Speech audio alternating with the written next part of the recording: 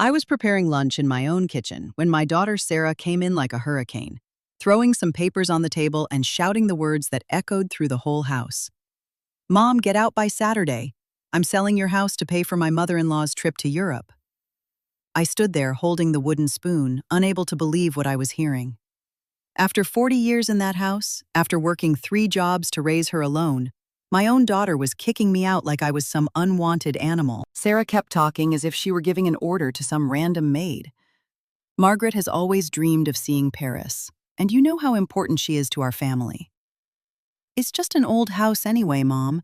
You can live in a rented room." My son-in-law Ron appeared in the doorway, crossed his arms, and added that fake smile I knew so well. "Abigail, you understand, right? Family is a priority, and my mother deserves this gift after struggling so much in life." The irony of his words cut me like a cold blade. Family is a priority. And me, the woman who dedicated every day of her life to raising their daughter, I wasn't family. I looked at the papers scattered on the table and saw they were documents they had prepared to try and transfer the deed to my house. The house where I lived for 40 years, where I raised my daughter alone after Jack, her father, abandoned us when she was just 5. Every brick of that house had been paid for with my sweat, working as a cleaning lady in the early mornings, doing laundry in the afternoons, and scrubbing office buildings in the dead of night. All to give Sarah a decent life so she would never go without. "But Sarah, how can you do this? This is my house. It's all I have," I said, my voice trembling, trying to find some trace of the sweet girl I had raised. She rolled her eyes and answered with a contempt that made my blood run cold. "Oh, Mom, stop the drama. You don't need a house this big. It's actually better.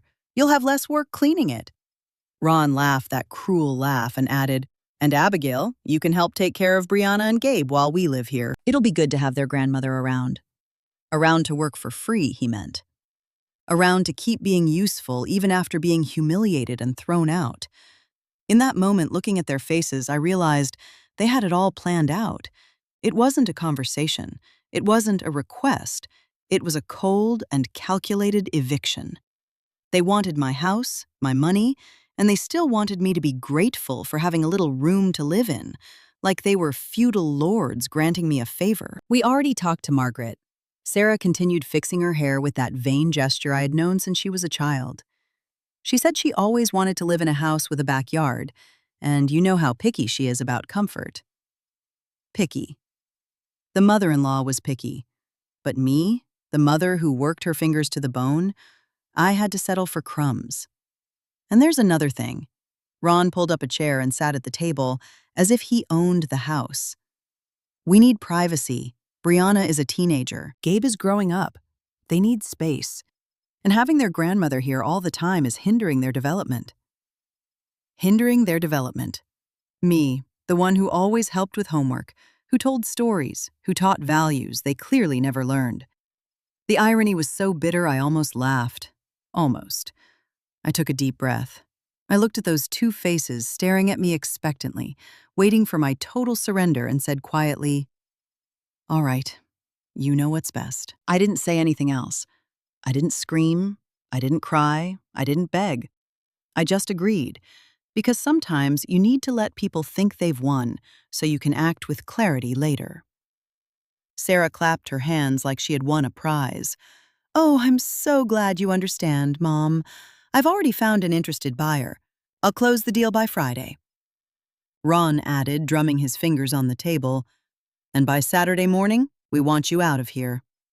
My mother arrives on Sunday to see her new house. When they walked out of the kitchen laughing and celebrating, I just stood there looking at the documents they had prepared. I picked up the papers with shaking hands and read every line. They had researched, they had consulted people, they had prepared to rob me. But what they didn't know was that those papers were worth absolutely nothing without my consent. And very soon they would discover that crossing me was the biggest mistake of their lives. I walked over to the kitchen window and looked out at the backyard where I had planted roses, jasmine, a little herb garden. Every plant out there had been tended by me, just as every corner of that house had been cleaned, painted, and fixed by my own hands over the years. I remembered when Sarah was little, playing under the mango tree I planted in the back. She used to climb the branches, pretending she was a princess in her castle, and I would watch from the window, happy just to see my daughter smile. Where was that child who used to hug me when I got home from work? Where was the little girl who said, "When I grow up, I'm going to take care of you, Mommy"? Maybe she never really existed. Maybe I created a fantasy in my head, a loving, grateful daughter who only existed in the imagination of a devoted mother. The phone rang, pulling me from my thoughts. It was Ron, talking loudly to someone. "Yeah, we managed to convince the old lady. She's leaving by Saturday." No, it wasn't any trouble at all. Women with no education are like that, don't even know their own rights. Old lady. He called me an old lady, a woman with no education. The words hurt more than I ever imagined they could. Me, the woman who worked 3 jobs to pay for Sarah's private school. Me, the one who gave up studying so she could have better opportunities. Me, who never remarried because my priority was giving my daughter stability. And now I was being treated as ignorant and disposable. Sarah came back into the kitchen, this time with a list in her hands. "Mom, you need to pack up all your junk by Friday. And there's another thing. Margaret is going to live here too. She doesn't adapt well to small houses, so she'll just take your bedroom." "And me, Sarah, where am I going to sleep?" I asked, still trying to find a thread of humanity in my daughter. She shrugged with an indifference that broke my heart. "Oh, you can use the couch in the living room, or find a little corner in the laundry room. It's not like you need much space anyway." Ron appeared carrying empty boxes and said, "Abigail, you can start putting your things in here. Just the essentials, right? The rest we'll donate or throw away." Essentials. 40 years of life reduced to what they considered essential. Brianna came down the stairs right then, my 16-year-old granddaughter, and said with a contempt that froze my blood, "Grandma, you're not going to be a burden to us, right?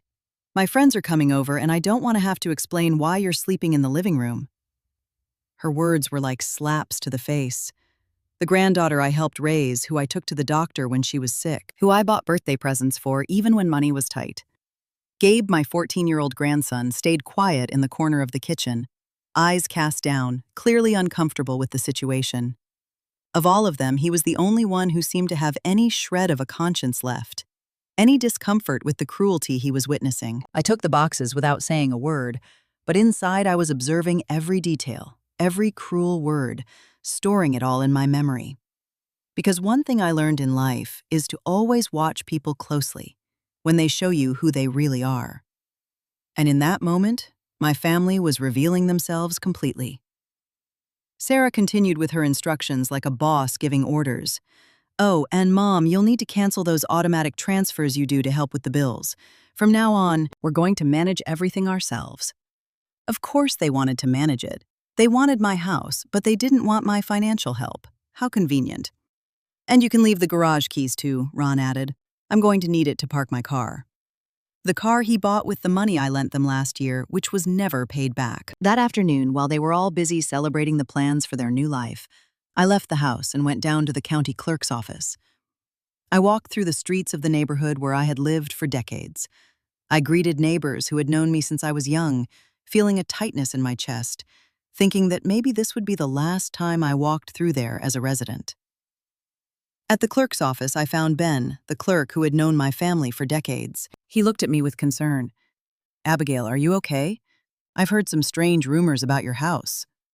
I smiled and said, "Ben, I need an updated certified copy of my house's deed. It's urgent." When he brought the document, I pointed to a specific line. "Do you see a problem here, Ben?" Put on his glasses, read carefully, and said, "Good Lord, Abigail. This property is registered entirely in your name, with a strict non-transferability clause. That means the house cannot be sold or transferred without your express authorization and personal presence." I nodded. Exactly. And my daughter never knew about this legal protection because she never took an interest in knowing how things actually worked. But Abigail, Ben continued, this protection was put in place when you bought the house. Yes, I was a single mother at the time, and my lawyer suggested this clause to guarantee I would never end up homeless. It was the smartest decision I ever made in my life. I walked back home with the deed in my purse, feeling for the first time in days a little peace in my heart. They wanted to kick me out. They wanted to treat me like garbage, but they didn't know they were dealing with a woman who had learned how to protect herself decades ago. When I got back, the house was in an uproar. Margaret, Sarah's mother-in-law, had arrived early to take a look at her future home. She was a 70-year-old woman, all dressed up, with that attitude of someone who thought she was better than everyone else. "So this is the little house," she said, walking through the living room like a queen inspecting her domain. "It's smaller than I imagined, but it'll do. I'm going to need to remodel the kitchen, of course. And this backyard is far too messy." Messy backyard. The backyard where I had lovingly planted every flower, where I had created a sanctuary of peace after exhausting days of work. "Abigail," she addressed me with that condescending tone. "I hope you don't mind the changes. A house needs the touch of a real housewife, you know? Real housewife." As if I hadn't been the lady of that house for 40 years. As if I hadn't taken care of every detail, every broken pipe, every necessary repair. Sarah walked up to her mother-in-law with that fawning smile. "Margaret, don't worry. My mom already understands the situation, and she's moving out by Saturday." "Great," Margaret replied, "because on Sunday I want to host a lunch to show off the new house to the whole family. I've already told my other kids. A lunch in my house to celebrate my eviction." The humiliation was complete. That night, lying in my bedroom, which would soon be occupied by someone else, I stared at the ceiling and thought about the life I had built there. I thought about the years of sacrifice, the sleepless nights when Sarah had a fever, the weekends I spent cleaning other people's houses just to have extra cash. I thought about all the times I said no to myself so I could say yes to my daughter. And I also thought about the woman I was now, someone who had learned that loving doesn't mean accepting abuse, someone who discovered that sometimes the greatest lesson we can teach the people we love is showing them that our lives have value. I reached for the phone and made a call that would change everything. "Francine, it's Abigail. I need your help." "Francine, it's Abigail. I need your help." I whispered into the phone, trying not to let my voice shake. It was almost midnight, but I knew my sister wouldn't mind being woken up if it was important. "Abigail, you scared me, sister. Did something happen?" Francine's worried voice on the other end of the line brought me a relief I hadn't felt in days. "Can I come live with you for a while? I'll explain everything when I get there," I said, looking through the crack in my bedroom door to make sure no one was listening. "Of course you can. This house has always been yours too. But tell me right now, what's going on? I'm getting worried." I quickly explained the situation, keeping my voice low. With every word I spoke, I felt my heart breaking a little more. Francine went silent for a moment and then exploded with indignation. "That girl has completely lost her shame. How can she do this to her own mother? You come here right now, sister. Here, you'll get the respect you deserve." After hanging up the phone, I stayed awake the rest of the night, staring at the ceiling, remembering everything I went through to get that house. My mind went back to 1985, when Sarah was only 5 years old, and Jack decided he didn't want to be a family man anymore. I remember it like it was yesterday, the day he packed his bags. Sarah was playing with her dolls on the living room floor when he walked past them without even saying goodbye. She looked up with her little eyes and asked, "Daddy, where are you going?" He didn't even stop to answer. He just walked out the door and never came back. At that time, I was only working part-time at a fabric store downtown. The paycheck barely covered rent and food. When Jack left, I realized I had to figure it out alone. The next day, I went to see Helen, who owned a beautiful home out in the suburbs, and I offered to work as her maid from 6 a.m. to 2 p.m. "But Abigail," she said, "you have a little girl. How are you going to manage?" "I'll leave her with my neighbor Connie. She watches other kids." "Please, Helen, I really need this job." She gave me a chance, and for 3 years I worked in that house, cleaning, cooking, washing, and ironing clothes. At 2 p.m., I would run to pick up Sarah and take her home. At night, after helping her with her homework and putting her to bed, I'd go to my second job, cleaning office buildings downtown. I worked from 8 p.m. to 2 a.m., sweeping, mopping, emptying trash cans. I'd get home exhausted, sleep for 3 hours, and by 6 a.m. I was on my feet again to start it all over. On weekends, I took in outside laundry to make extra cash. Every single cent I managed to scrape together went into a savings account I opened specifically to buy a house. I wanted Sarah to have stability, a real home, not a string of rented apartments like I had growing up. For 2 years, I lived practically on just rice, beans, and eggs to save every dollar possible. In 1987, when Sarah was 7, I finally managed to save enough for a down payment on a little house right here in Hope Valley. It was small, it needed some repairs, but it was ours. I remember the day I got the keys from the realtor. Sarah was with me, holding tight to my hand. "Mom, is this house really ours?" she asked, her little eyes shining with joy. "It really is ours, sweetheart. Now we have our own little corner of the world." She ran through the empty house, screaming with joy, and I stood there in the living room crying tears of sheer emotion. After so many years of struggling, I had finally managed to give my daughter a home. In the years that followed, I kept working both jobs to pay the mortgage and so Sarah could go to a good private school. Bit by bit, I remodeled and improved the house. I painted the walls, changed the kitchen floor, planted the garden. Every upgrade was a sacrifice, but it was also a victory. When Sarah turned 15, she came to talk to me on a Sunday afternoon. We were in the kitchen, I was making lunch, and she was doing her math homework at the table. "Mom, why did you never get married again?" she asked without looking up from her notebook. I stopped stirring the beans and looked at her. "Why do you want to know that, honey?" "I don't know. My friends at school have stepdads. You're pretty. You could find a husband." I sat next to her at the table and held her hands. "Sarah, after your father left, I decided my priority would be raising you the best way possible. Any man who came into our lives would have to understand that, and to this day, no one has come along who is worth the risk of unsettling our family." She smiled and kissed my cheek. "Thank you, Mom. You're the best mom in the world." Where was that sweet, grateful girl who gave me that kiss? Where was the daughter who thanked me for my sacrifices? Did she ever really exist? Or did I just create a romantic image in my memory? The morning after that call to Francine, I woke up early, as always, and went to make coffee. Sarah came into the kitchen, still in her pajamas, holding a list and wearing that determined expression I knew so well. "Mom, you need to pack up all your things by Friday, and there's another important thing. Margaret is going to live here too. She doesn't adapt well to small houses, so she'll just take your bedroom." I looked at my daughter, this 42-year-old woman who was once the little kid running through the empty house screaming with joy, and I asked, "And me? Sarah, where am I going to sleep?" She shrugged with an indifference that cut me like a blade. "Oh, you can use the couch in the living room, or find a little corner in the laundry room. It's not like you need much space anyway. At your age, you can sleep anywhere." At my age. As if I were a piece of old furniture that could be shoved into any corner. As if all these years of work and dedication had turned me into something disposable. Ron appeared in the kitchen carrying more empty boxes, wearing that fake smile I already despised. "Abigail, can you start putting your things in here? Just the essentials, right? The rest we'll donate or throw away. No point in hoarding junk." Junk. My entire life reduced to junk. Sarah's graduation photos. Junk. The memories of my wedding. Junk. The books I read in the few spare hours I had. Junk. Brianna came down the stairs right then, my 16-year-old granddaughter who I helped raise when Sarah went back to work after maternity leave, the little girl I took to the doctor when she had a fever, who I made up bedtime stories for, who I taught to ride a bike in our backyard. "Grandma, you're not going to be a burden to us, right?"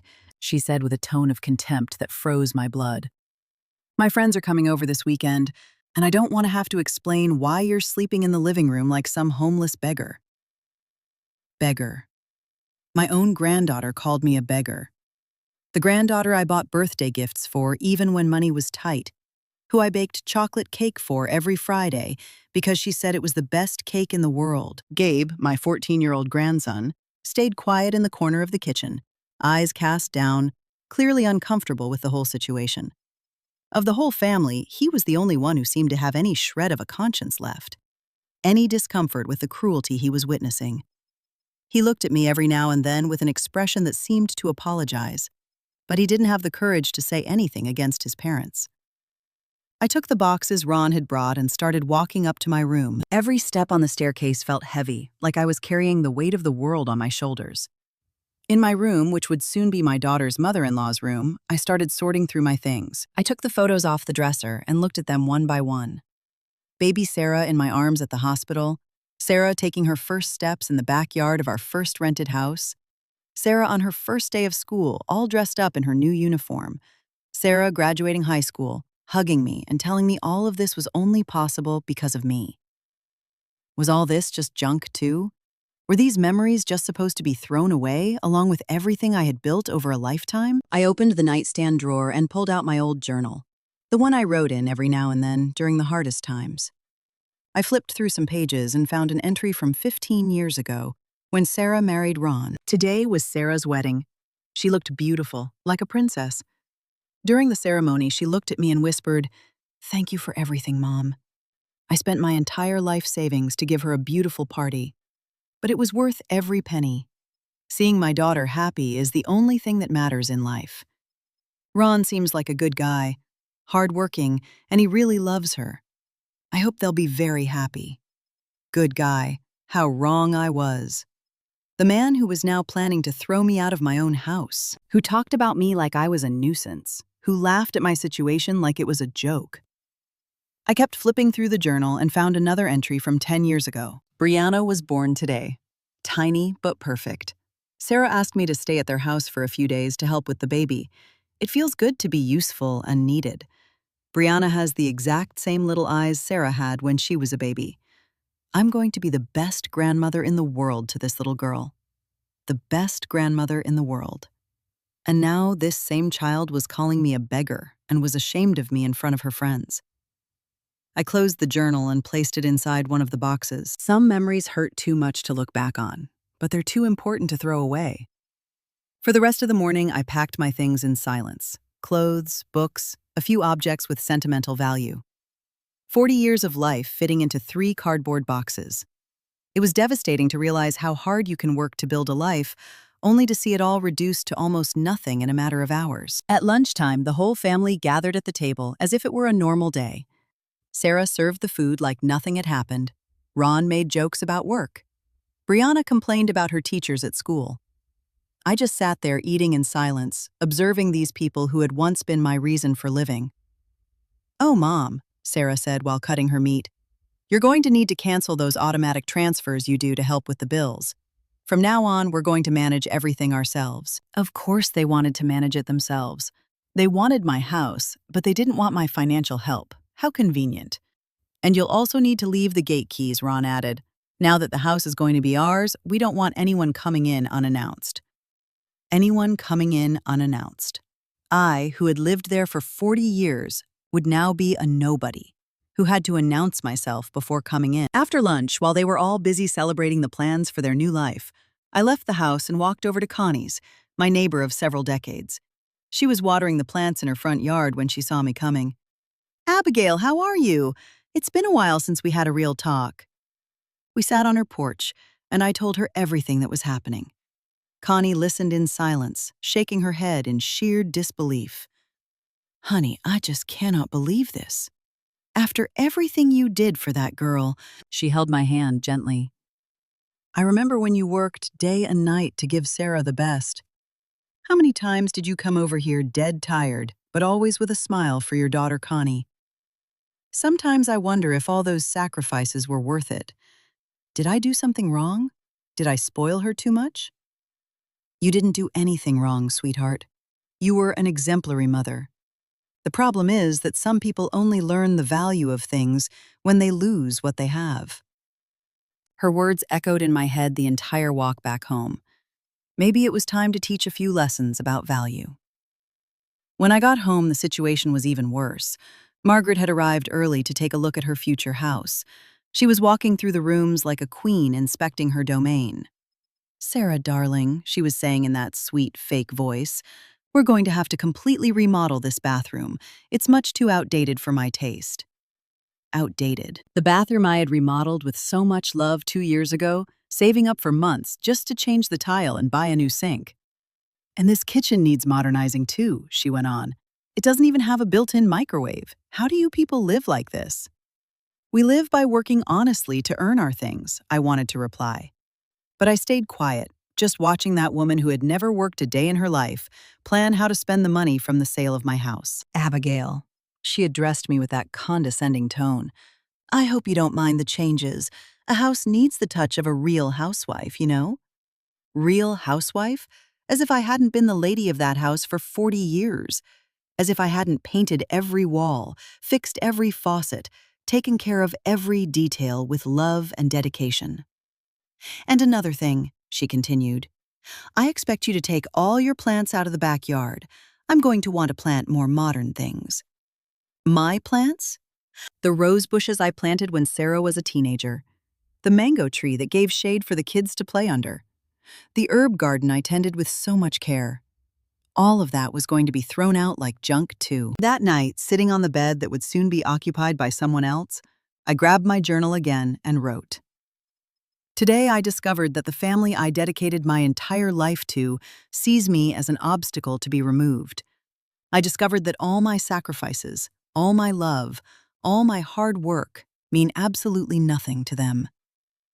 But I also discovered something about myself. I discovered I still have the strength to fight. And tomorrow, I'm going to start showing them they completely underestimated who I really am. I closed the journal, put it under my pillow, and for the first time in days, I fell asleep with a smile on my face. Because sometimes when you lose everything, that's when you discover what you're really capable of. I woke up on Wednesday morning with a mental clarity I hadn't felt in years. During the night, I had made the most important decision of my life. I wasn't going to accept being treated as a nuisance in my own home anymore. I wasn't going to let them trample on my dignity. It was time to show this ungrateful family who was really in charge around here. While the house was still asleep, I went to my room and opened the secret drawer of the antique dresser that had belonged to my mother. It was a false drawer I had custom-made years ago, after reading an article in a home security magazine. Inside were documents Sarah never even imagined existed. Besides the deed with the strict non-transferability clause, I had other surprises my daughter never knew about. A savings account at Chase Bank with $300,000 saved up over decades. A $500,000 life insurance policy I never mentioned to anyone, and the deed to a small plot of land I inherited from my mother in upstate New York. I had been a cautious woman my whole life, always thinking about the future, always protecting myself, so I'd never have to depend on anyone. Every extra dollar I made, I saved. Every raise I got, a portion went straight to savings. I learned early on that a woman on her own needs to have her own money, because you never know when you're going to need it. I just never imagined that one day I'd need to protect myself from my own daughter. I took all the important documents and put them in a folder. Then I sat on the bed and made a mental list of everything I needed to do. First, call Francine and confirm I was coming. Second, cancel every automatic transfer I used to help pay the house bills. Third, and most importantly, teach them a lesson they would never forget. At 7 a.m., when I heard Sarah coming downstairs to make coffee, I went down too. She was in the kitchen, still in her robe, scrolling on her phone, like she did every morning. Morning, Mom. Packing your things already, she asked, without even looking up from the screen. Good morning, sweetheart. Actually, I wanted to talk to you guys about some important things, I replied, pouring myself a cup of coffee. Ron appeared in the kitchen, still in his pajamas, and poured himself some coffee too. Talk about what, Abigail? Isn't everything already decided? Exactly about that. Everything really is decided, I said, taking a sip of coffee and watching their expressions. Sarah finally looked up at me. What do you mean, Mom? Yesterday afternoon, I went down to the county clerk to get some copies of some documents. I started speaking slowly so they would understand perfectly. And I discovered some interesting things about this house. I saw Ron and Sarah exchange glances. A shadow of worry crossed their faces. What kind of things, Ron asked, setting his mug down on the table. For example, did you know this house has a strict non-transferability clause on the deed? The silence that fell over the kitchen was deafening. Sarah frowned. What is that?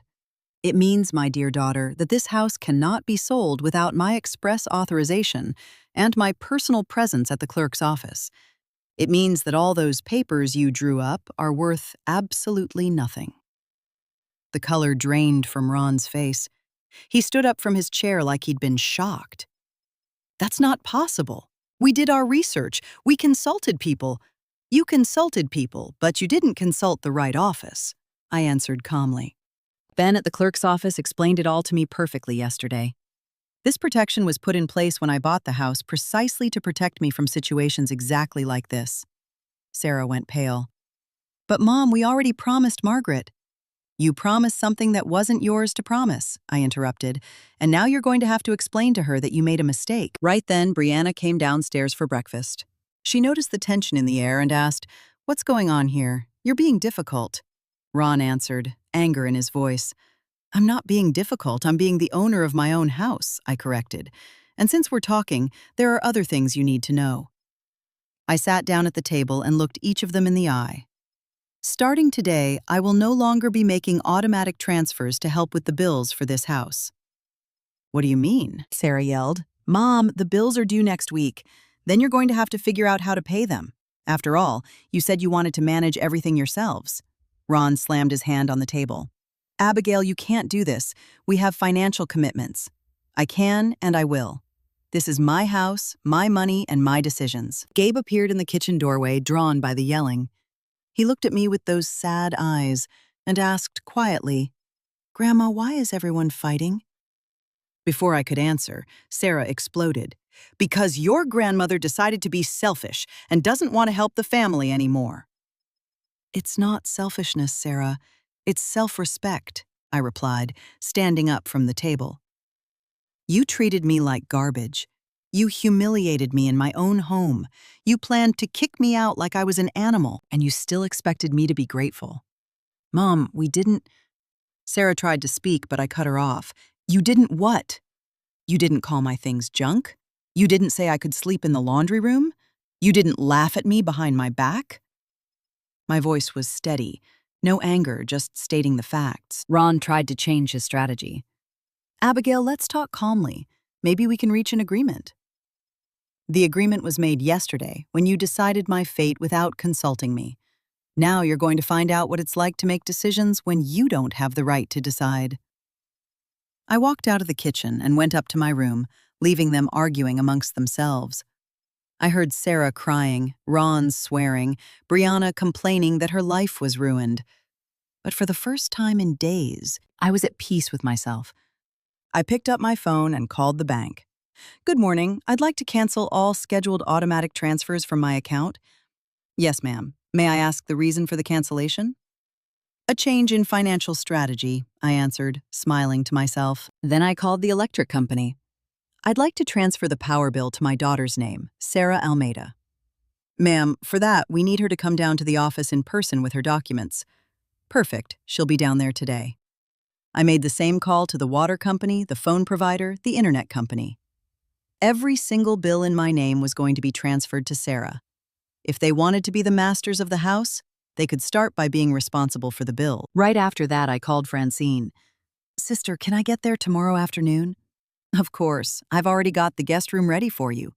"But tell me, how did they react when they found out about the house?" "Like two spoiled brats who found out they can't take other people's toys," I answered, laughing for the first time in days. All morning long, I heard heated arguments downstairs. Sarah called Margaret, trying to explain the situation. Ron called I don't know how many people, trying to find a legal loophole. Brianna cried because she couldn't invite her friends over to the new house anymore. Around 11 o'clock, Sarah came up to my room. Her eyes were red from crying. "Mom, please let's talk. Maybe we can find a solution for everyone." "What kind of solutions, Sarah? I don't know. You keep living here, but you share the space with Margaret. Or we could remodel the backyard and build a little guest house for you. A little house in the backyard. Like I was a dog who deserved a doghouse at the back of the lot." "And what do you offer in exchange for this solution?" I asked. "What do you mean, Sarah? You offered me humiliation, disrespect, and the prospect of living like a maid in my own home. What are you offering now that's any better?" She stood in silence for a moment, clearly not knowing what to say. Then she tried, "Mom, you always said family is the most important thing in the world." "Exactly. And that's exactly what taught me that I don't have family here." "Don't say that," she exploded. "I'm your daughter. A daughter is someone who acts like a daughter, Sarah, not someone who just holds the title." She stormed out of the room, slamming the door, and I went back to packing my suitcase. Not much, just the essentials. Clothes for a week, important documents, some photos with sentimental value, and my old journal. The rest could stay. Material things can be replaced. Lost dignity is much harder to get back. That afternoon, while they were all gathered in the living room trying to figure a way out of their mess, I slipped quietly out the back door and walked over to Connie's house. "How are things over there?" she asked, offering me a cup of coffee. "They found out they aren't as smart as they thought they were," I replied. "Now they're desperate, trying to find a way to get me to cooperate." "And are you going to cooperate?" "I've cooperated for 40 years.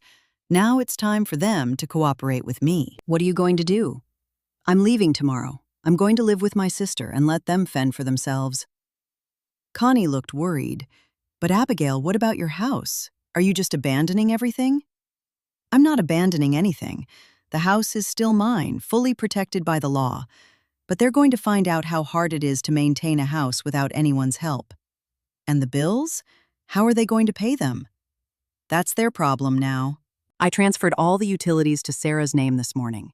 If they want to be independent, let them actually be independent." When I walked back into the house late that afternoon, I found the family gathered in the living room, looking like they were at a funeral. Margaret was there too, visibly furious. "So is it true you people lied to me?" she asked when she saw me walk in. "They didn't lie to me, Margaret. They lied to themselves," I answered politely. "The house has always been mine, and it always will be. But I already canceled my trip to Europe.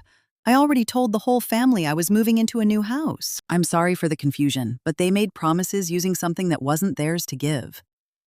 Ron stood up, agitated. "Abigail, you are destroying our family." "I'm not destroying anything.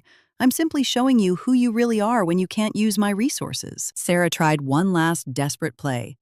"Mom, if you do this, you're never going to see your grandkids again." I looked at Gabe, who was sitting on the edge of the couch, head down, clearly ashamed of the whole situation. Then I looked at Brianna, who was glaring at me like I was the villain of the story. "Sarah, if you're going to use my grandkids as bargaining chips, maybe it's best I don't see them. I don't want them learning that emotional blackmail is an acceptable way to solve problems." Gabe lifted his head and looked at me with those sad eyes. I walked over to him and held his hands. "Gabe, when you grow up, you'll understand that sometimes you have to walk away to find peace. That doesn't mean I don't love you." He nodded, tears in his eyes, but didn't say a word. That night, I finished packing my bag. I packed just a change of clothes, my personal documents, some old photos, and a little African violet I kept on the windowsill. It was little, but it was mine. It was honest. It was dignified. Before going to sleep, I wrote one last entry in my journal. "Tomorrow, I start a new life. At 67 years old, I'm learning that it's never too late to take back your dignity. I'm leaving a house full of material things to find a place full of respect. And for the first time in a long time, I am at peace with my decisions." On Thursday morning, I woke up before everyone else. I made a quiet cup of coffee. I took one last look at every corner of that kitchen where I had spent so many years of my life. I grabbed my small suitcase and my purse with the documents. I left a simple note on the kitchen table. "Went on a trip. I'll be back when I feel like it. Abigail." I didn't explain anything. I didn't say goodbye. I didn't leave a contact number. They wanted me to disappear from their lives, so that was exactly what I was going to do. I took a cab to the bus station and bought a ticket to the town where Francine lived. During the bus ride, I looked out the window, watching the scenery change. And for the first time in years, I felt truly free. I was leaving behind an ungrateful family, but I was getting back something far more valuable: my dignity. When the bus pulled out, I didn't look back. There was nothing to see. My future was on the road ahead, not in the ruins I was leaving behind. The bus ride took almost 6 hours, and the entire time I felt lighter than I had in years. With every mile we put between us and the city, I felt like I was leaving behind, not just a house, but decades of dead weight on my back. Francine was waiting for me at the station, with that warm smile I'd known since childhood. "Abigail, God, I missed you, sister," she said, hugging me tight. "You're thinner. They weren't taking good care of you." "Now I'm going to take care of myself," I answered, feeling for the first time in a long time that I had someone who genuinely cared about me. Francine's house was small but cozy, She had been widowed 2 years ago and lived alone ever since. "This room was Anthony's," she said, showing me a small bedroom at the back of the house. "I got it all ready for you. You can stay as long as you want. Actually, you can stay forever. The house has been too quiet with no one to talk to." For the first 2 days, I didn't turn my phone on. I needed peace to organize my thoughts and decide what my next step would be. Francine respected my silence and just took care of me the way an older sister does. She brought me chamomile tea when she saw I was tense, cooked my favorite meals, and let me cry on her shoulder when the ache of missing my grandkids got too heavy.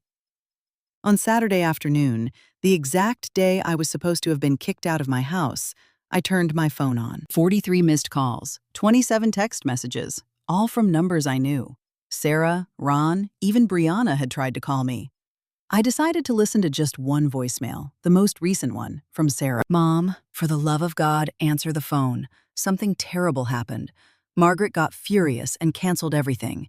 Ron had to humiliate himself begging that buyer for forgiveness.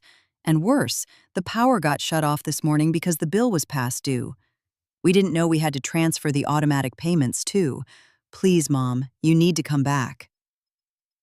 I hung up the phone and put it on silent. Francine, who was sitting with me on the porch, asked, "Problems?" "No," I answered, taking a sip of the coffee she had made. Consequences. On Sunday, I decided to call Connie, my old neighbor, to see how things were going.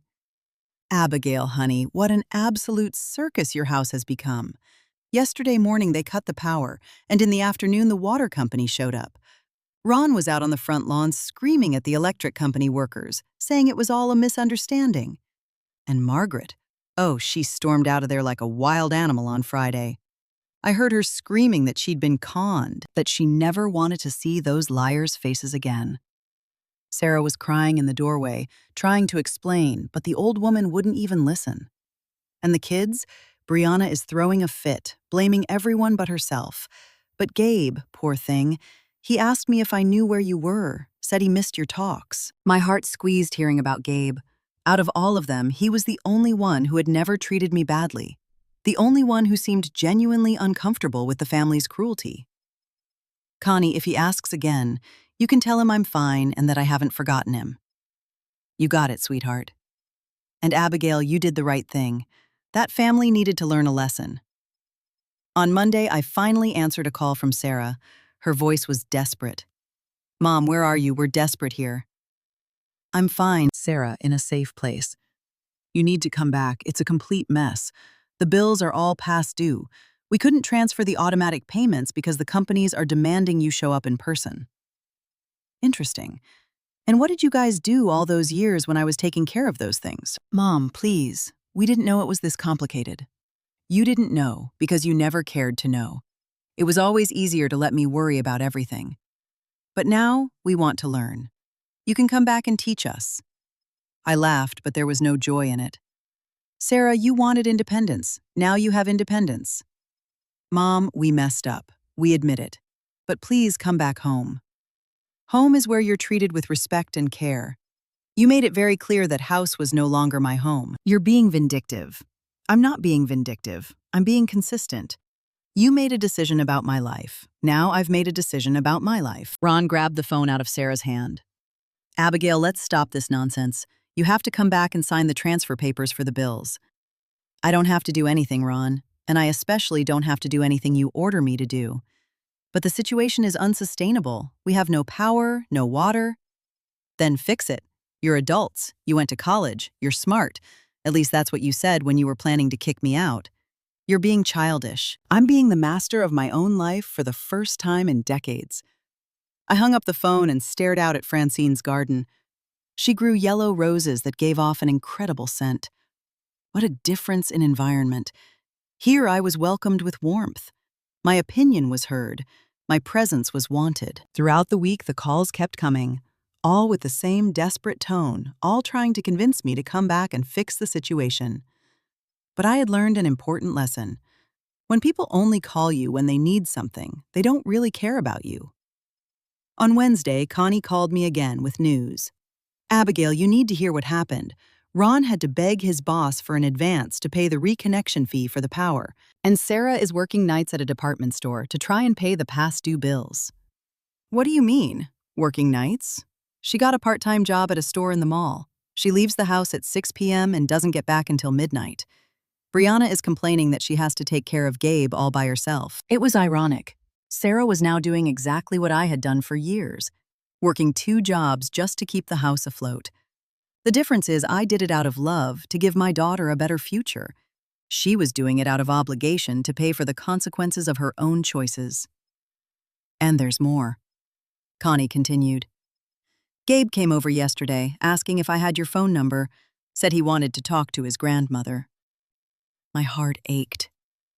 What did you tell him?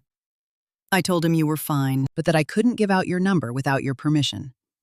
He was sad, but he understood. That night I talked to Francine about the possibility of calling Gabe.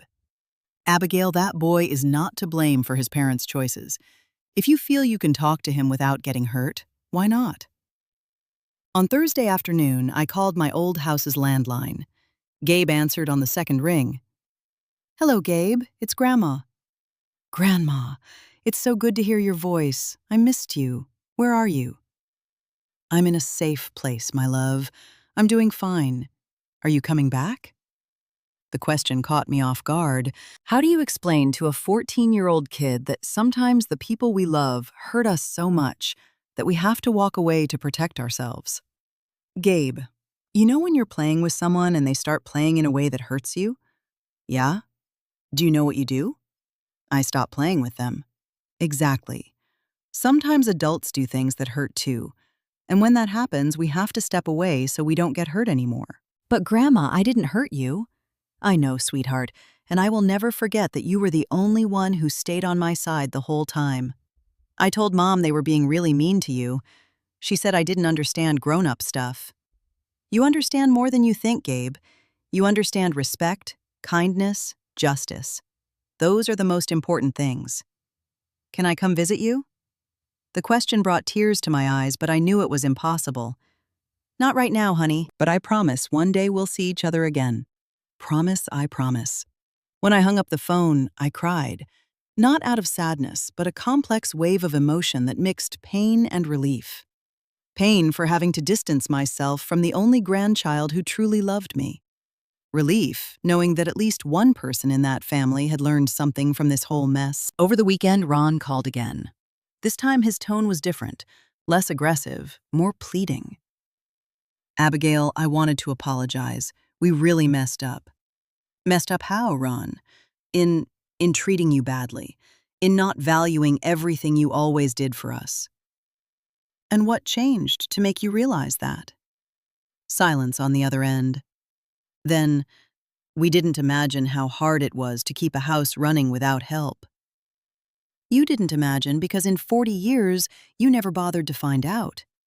You're right. But now we've learned our lesson. You can come back. Ron, you only learned your lesson because the circumstances forced you to. If I come back now, you'll forget everything you learned the second things go back to normal. No, this time it'll be different. Different how? You're going to treat me like the queen of the house you tried to steal. You're going to pretend you respect me until the next chance you get to throw me away. You're being unfair. Unfair is the way you treated me. Unfair was planning to kick me out of my own house. Unfair was calling me junk, a liar, a beggar. More silence. What do you want us to do? Nothing. I want you to learn to live your own lives without counting on my money, my help, or my house. But the house is yours. You have to come back and take care of it. The house is well taken care of. It's still mine. It's protected by law. And you can't do anything with it without my authorization. That's what matters. And us. What's going to happen to us? You're going to learn to be the independent adults you always claimed to be. By the second week, the calls slowed down. Connie told me the family had finally managed to transfer some of the bills and got the basic utilities turned back on. Sarah was still working nights, Ron had picked up overtime at work, and Brianna had been forced to cancel several extracurricular activities because there was no extra money to pay for them. And you know what Connie said? I think they're learning some important lessons. What kind of lessons? Rihanna had to learn how to cook because there's no one to make her food when she gets home from school. Ron found out how hard it is to keep a house running. And Sarah, well, Sarah is finding out exactly how you felt when you were working 3 jobs. That was exactly what I had hoped for. I didn't want revenge. I wanted them to understand the value of what they lost when they decided I was disposable. A month after I left, I received a letter. It was from Gabe, handwritten in that neat cursive I had helped teach him. Dear Grandma, I'm writing this letter because I want you to know I understand why you left. The house isn't the same anymore. Everyone is always stressed out and tired. Mom cries a lot, especially when she thinks nobody is looking. Dad complains all the time that life got hard. Brianna gets mad because she has to help around the house. But I learned something. Now I know how much you did for us. I used to think things just happened on their own. Food just appeared on the table, bills paid themselves, the house cleaned itself. Now I know it was you doing all of it, and nobody ever said thank you. I wanted to apologize for my family and tell you that I love you very much. One day, I want to be just like you, strong and dignified. Love your grandson, Gabe. When I finished reading the letter, I cried. But this time they were tears of pride. At least one person in that family had learned the lesson. At least Gabe would know when he grew up how to treat people with respect and gratitude. 2 weeks later, Sarah called one last time. Her voice was different, more mature, less demanding. Mom, I'm not going to ask you to come back anymore. I understand that you need to be where you're happy and respected. I just wanted to say I've learned a few things these past 2 months. Oh, like what? I learned how hard it is to work to keep a house running. I learned how exhausting it is to do everything alone. And I learned that you were always much stronger than I ever imagined. It was the first time Sarah had spoken to me without demanding anything, without trying to manipulate me, without using emotional blackmail. Sarah, I always knew you were capable of learning and growing. You just needed to be put in the right situation. Do you forgive me? I've always forgiven you, sweetheart. Forgiving is different from accepting. Being abused.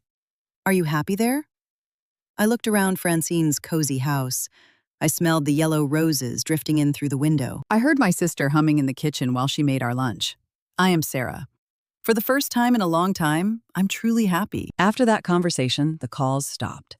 Not out of anger or resentment, but because finally everyone had understood that we each needed to build our own lives.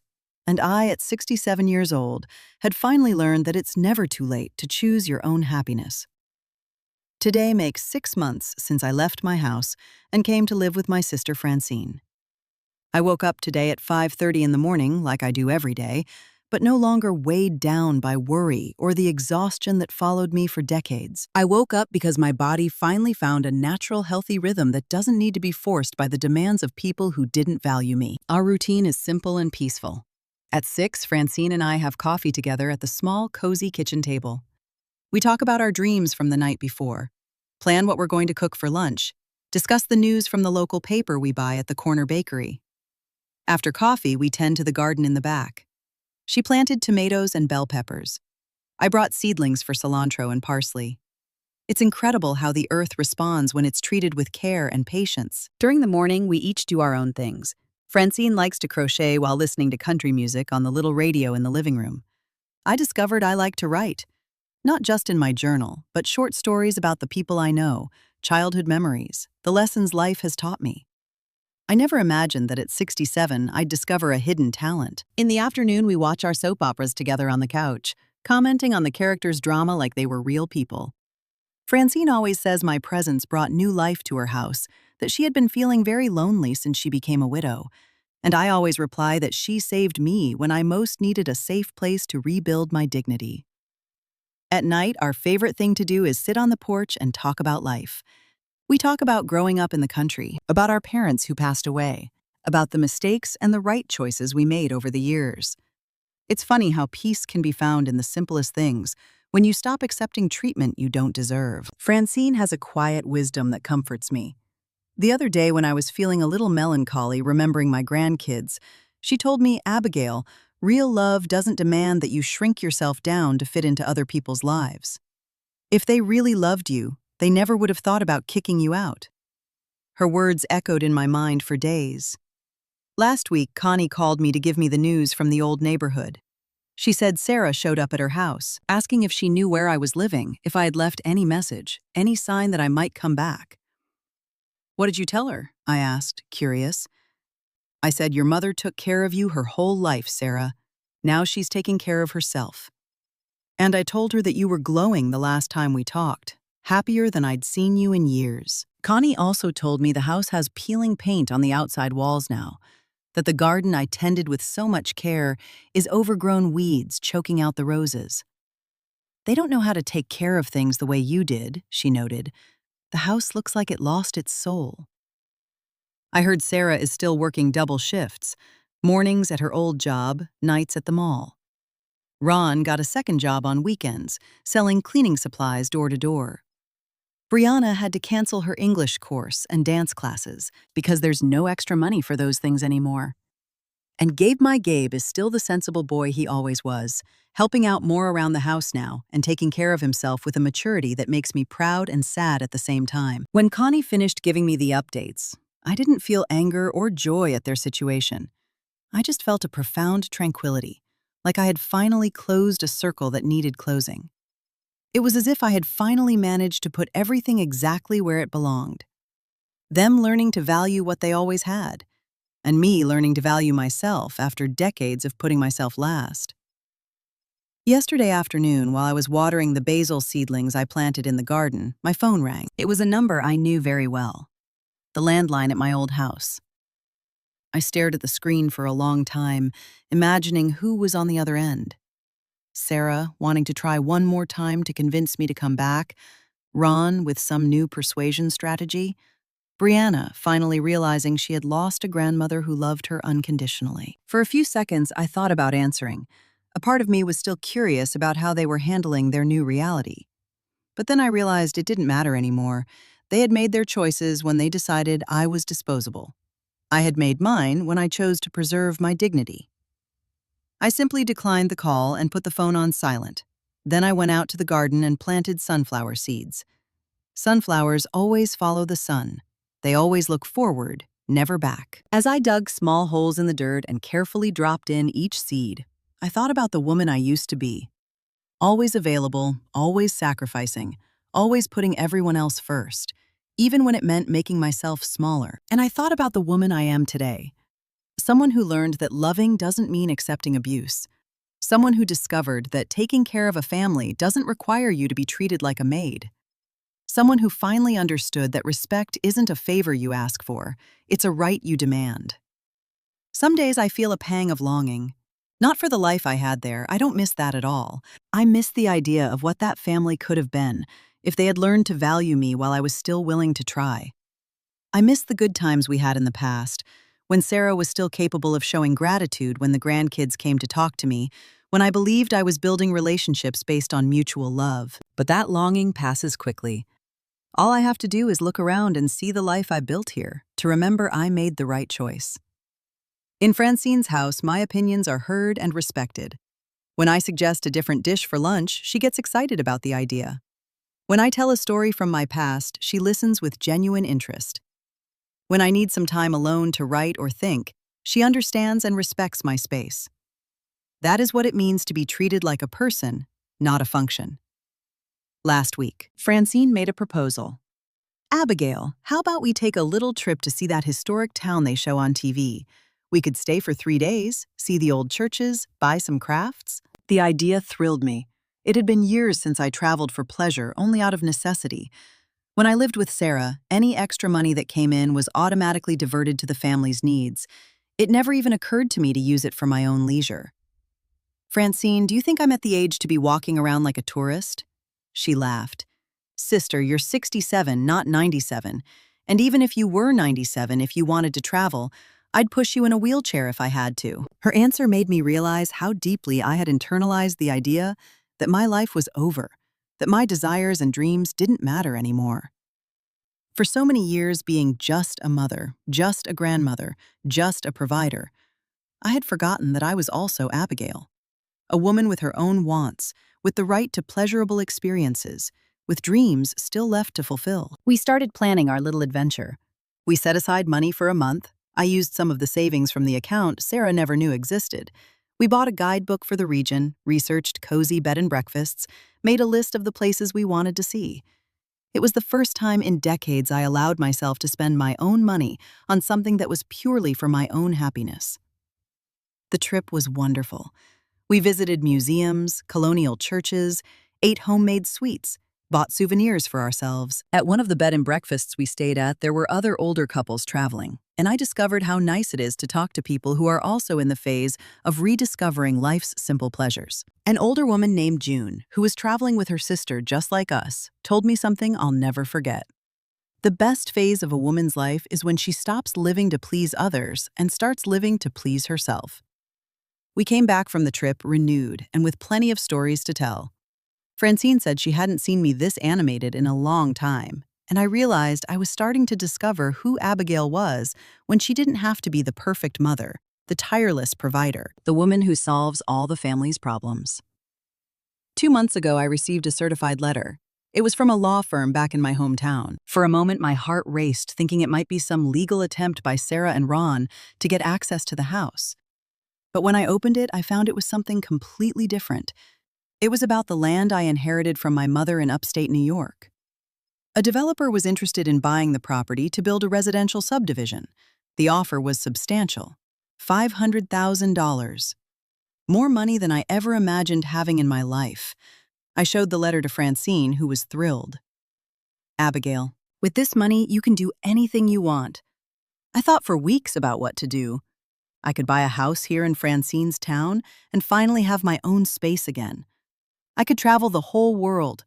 I could do 1,000 things I never allowed myself to dream of. But then I realized the most important decision wasn't what to do with the money. It was recognizing that for the first time in my life, I had the power of total choice over my future. I didn't need to consult anyone. I didn't need to consider anyone else's needs. I didn't need to justify myself to anyone. It was a feeling of freedom I had never experienced. Yesterday afternoon, I was organizing my writings when I found the first entry I made in my journal after arriving here. It read, "I don't know what's going to happen to me now. I just know I couldn't accept being treated as a burden in my own home anymore." I compared it to what I wrote yesterday.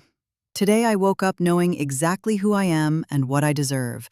I am a woman who worked her whole life with dignity, who raised a daughter the best she could, who never gave up even when everything seemed too hard. I deserve respect, affection, and peace, and I have finally found all of that. The transformation is obvious, even to myself. Francine always comments on how my posture has changed, how my voice has gotten firmer, how my eyes have a light she hasn't seen in years. "You're looking like our mother," she said the other day. She was like this too, strong, determined, knew her own worth. Maybe that's what happens when you finally stop trying to fit into other people's lives and start building your own. Maybe that's what it means to age with dignity, not accepting less than you deserve just because you're afraid of ending up alone. Last night, Francine and I were sitting on the porch talking when she made an observation that really stuck with me. "Abigail, you saved that family." "What do you mean, sister? They were becoming bad people, selfish, ungrateful. If you had kept taking the disrespect, they would have gotten even worse. By walking away, you forced them to grow up, to learn to become better people." I had never thought of it that way. I always worried if I had been too harsh, if I should have tried one more time, if a mother should forgive absolutely everything. But Francine was right. Sometimes, the greatest act of love you can show someone is proving that their actions have consequences. Gabe still writes me letters every 2 months. His words show a boy who is turning into a thoughtful, mature young man. In his last letter, he wrote, "Grandma, now I understand why you left. Sometimes you have to lose something important to learn how to value it. I learned. And when I'm an adult, I will always remember to treat people with the respect they deserve." Those words gave me the certainty that my decision was the right one. If at least Gabe learned the lesson, if at least he grew as a person because of what happened, then all the suffering was worth it. Sometimes, when I'm watering my plants or trying out a new recipe, I catch my mind drifting back to the house where I lived for 40 years. But it's no longer with sadness or regret. It's with a serene gratitude for having had the courage to leave when I needed to leave. Because sometimes the greatest fresh start is the silence you choose to keep. The silence that isn't giving up, but dignity. The silence that isn't coldness, but self-preservation. The silence that teaches more than 1,000 words ever could. And in my silence, I finally found my voice. We're curious to know how far this story has reached. Where are you watching from?